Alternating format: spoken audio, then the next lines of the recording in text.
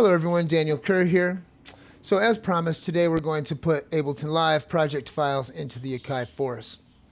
If you purchased the Akai Force and you expected full Ableton connectivity and to be able to open up your project files in the Force and have them sound exactly like they did in your computer, you probably were a bit underwhelmed. But Ableton Live is, oops, I almost dropped myself. Ableton Live is a extremely functional software, and it would be very difficult for a hardware piece or anything else to even compare, really, as far as the amount of features and customizability,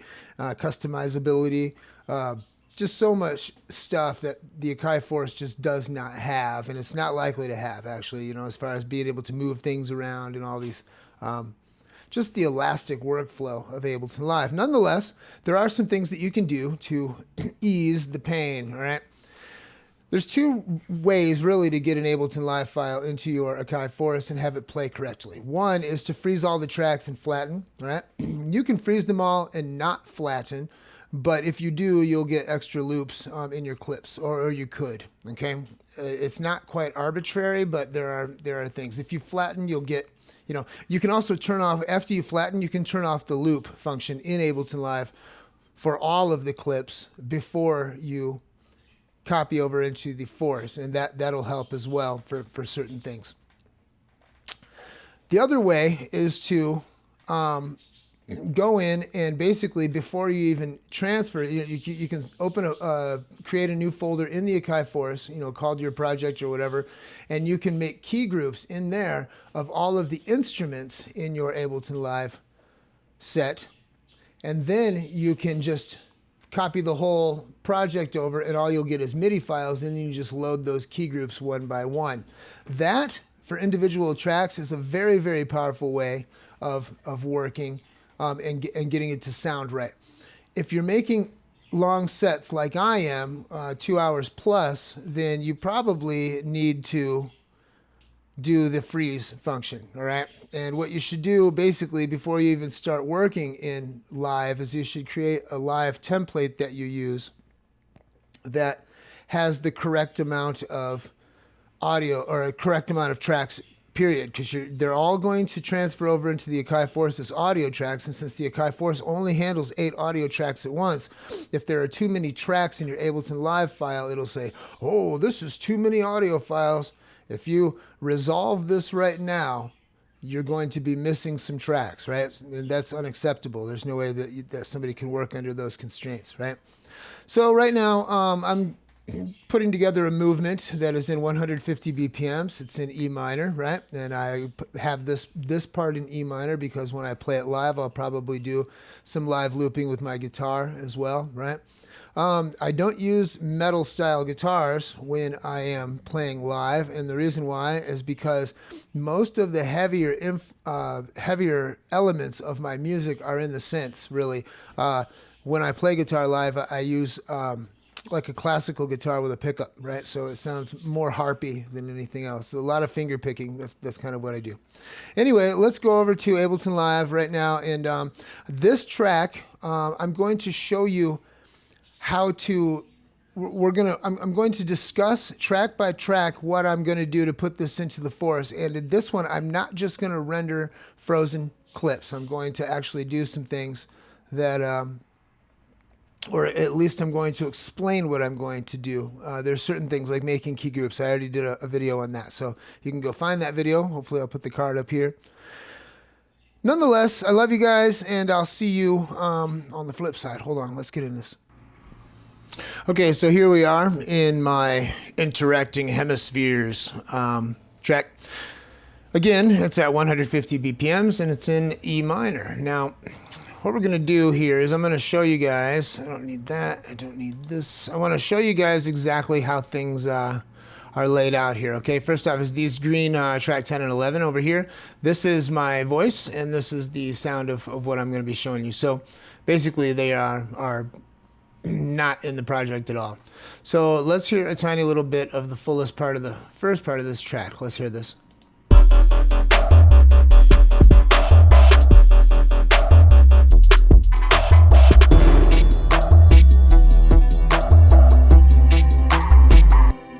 Okay, all those are a little loud for this demonstration, so I'm going to turn them all down. Hold on.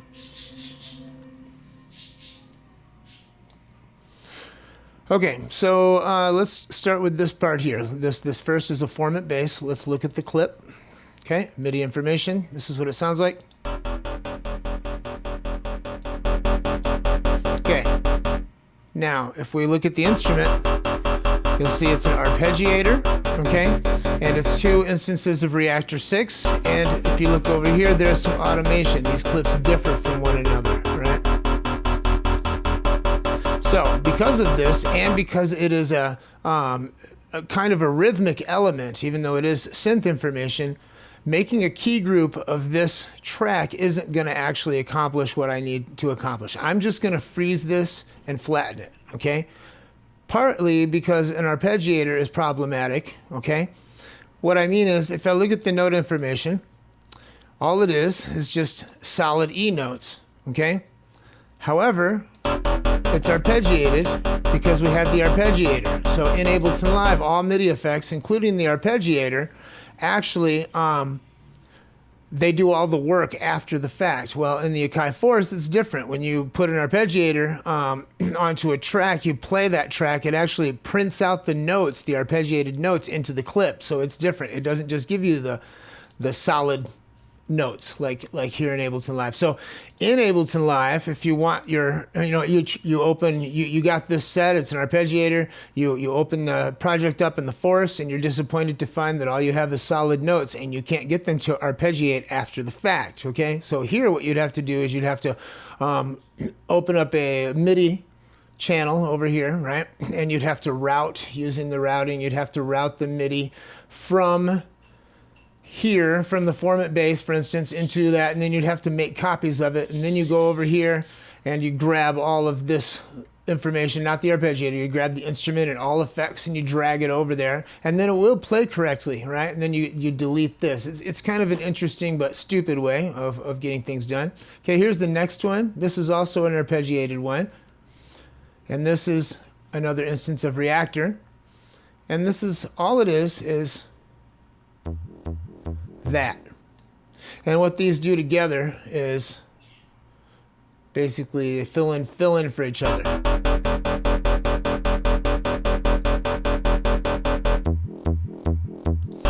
All right, so if I wanted to, see, I'm going to just freeze this and flatten this as well, right? Because it's this throbbing bass. It's not really going to be, it's not something I need to get a key group of, right?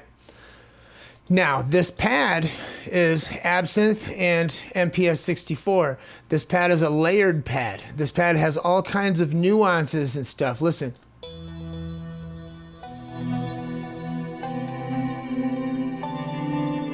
Has all kinds of synth information that I really want to transfer over. So I am going to make a key group of this track. Now, if you look up here, I've got all these named properly, okay? Format bass, bass throb, pad, sub, FX1. These drums is what this rack says, right? If I grab it, it says drums. And then ARP, okay, that's the last one.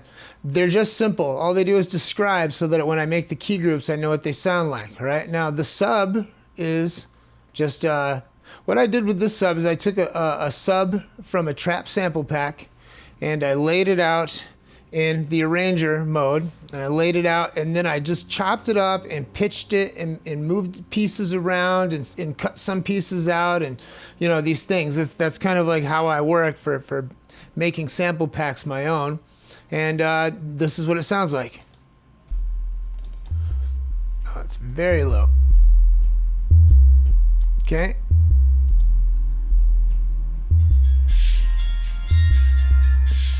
Oh, I got my phone ringing in the back. Too bad. Anyway, so this is obviously, hold on, wait for my stupid phone to stop ringing. I need to turn these down before I, who? Timer. Oh yeah, no, just turn it off, please. Just hit the end button. Anyway, so this sub, this is just going to get transferred over as an audio track, which it already is, okay? Effects 1, these are like some hits. I found some hits in a sample pack, and I processed the crap out of these, and I moved, I pitched them and stretched them, but here's what they sound like. Can you hear that?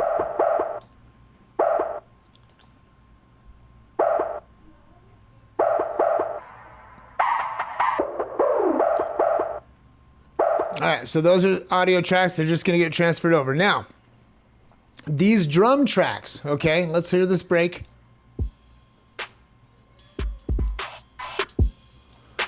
This break, or this is a horn stab. Here's a combination. Okay. I don't need these guys to be separate, okay? Maybe in a different project I would, but to save space, this time I'm going to just open up another audio track over here, and I'm going to resample each of these rows into one clip over here. So that's gonna be nice. I don't have to mess with it that much at all, okay?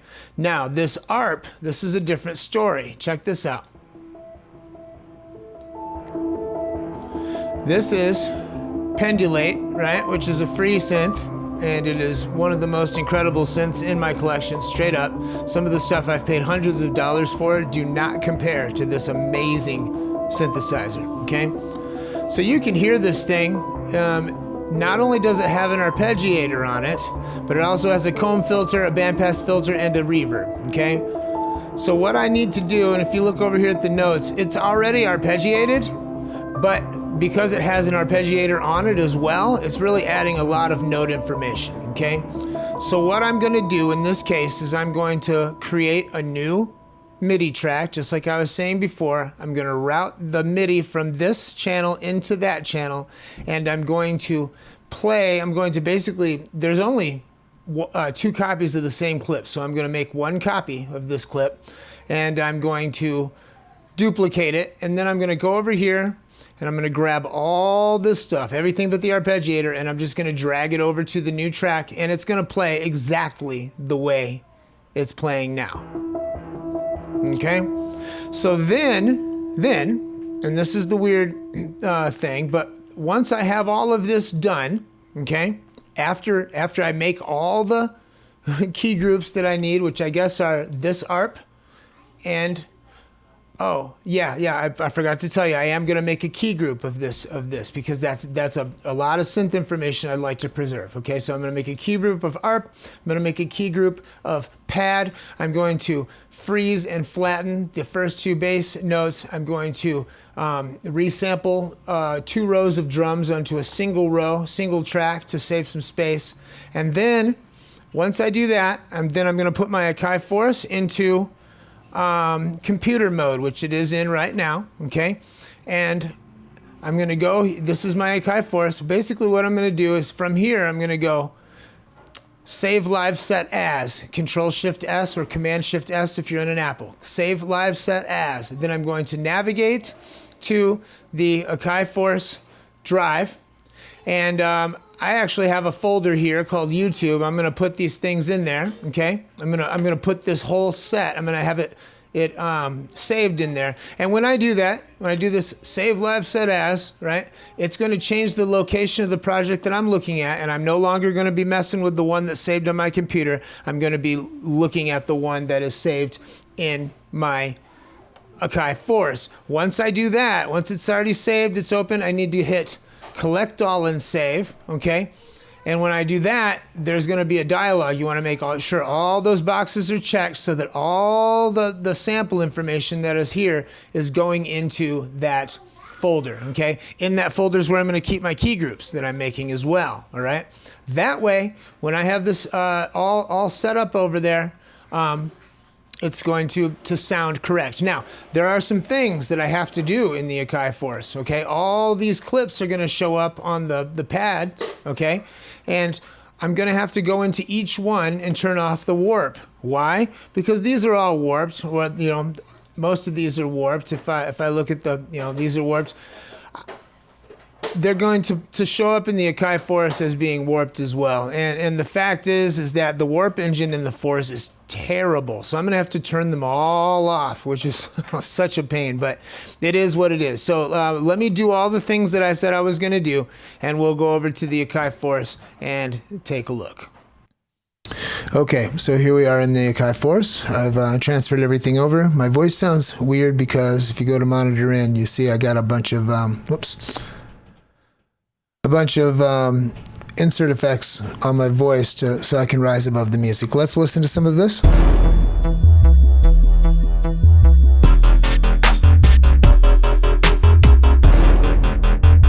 Okay, so one of the things I had to do is I had to turn off all of the warp for each one of these, okay, which is a pain in the butt, but let's look at how that looks. Let's hit select and grab one of these clips, open it up. Now, how you turn it off is in clip view you can't, but if you go to grid, okay, the warp's down here. To get it to show up, you got to select, right? Use the select tool, that square, and just touch the top.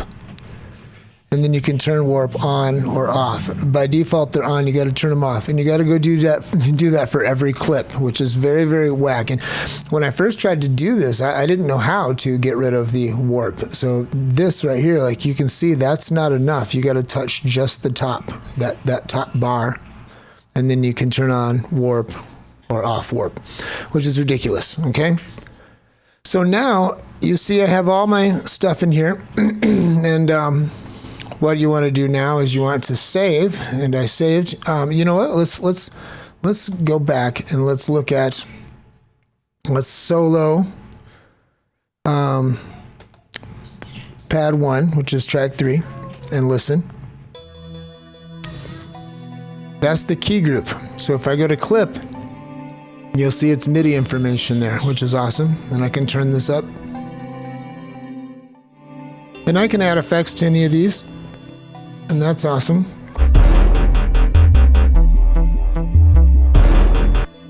Okay, so the big thing though is if I'm going to make a bigger set than just this one track, how do I add another Ableton Live file and integrate it into the same project file in the Akai Force? So let's go back to Ableton and open up the sister project to this project. So here we have this track. Let's hear a piece of it. Now, this track's going to be a little bit different than the last one because I built this track knowing that it was going to be an extension or a second movement after the other one. And then in arranging the clips in the Akai Force and doing extra writing, et cetera, I'll probably bring the first one back in after a while just to extend it and bring that air of familiarity. First thing that you'll notice maybe is that this... Well, let me see. Let me turn all these down a little like I did last time. Hold on.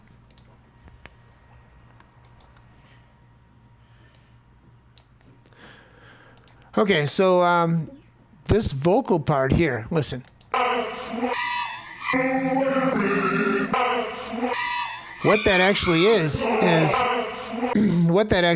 that is a super modified and augmented collection of clips from the studio vocal of Belinda Carlisle, Heaven is a Place on Earth. Here, let's listen to another one.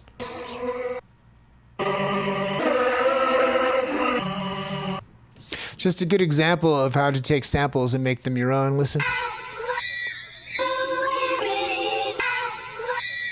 Okay, and so here is the first clip that comes in. Okay, you can see that's already an audio track, so we're good there. This one here. Now that's an instrument, but this instrument is also